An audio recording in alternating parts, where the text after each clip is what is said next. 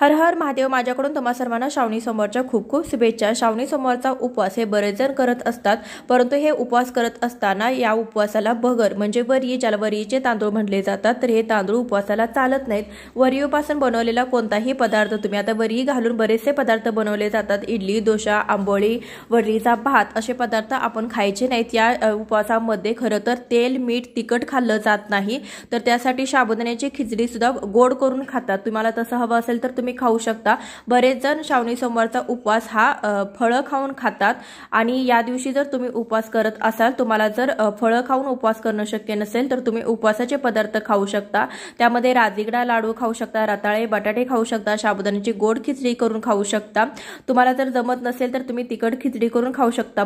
वरीचे तांदूळ किंवा भगर त्यापासून बनवलेले पदार्थ किंवा हा तांदूळ वापरून कोणताही पदार्थ या दिवशी बनवू नका। संपूर्ण व्हिडिओ चॅनलवरती अपलोड झालेला आहे।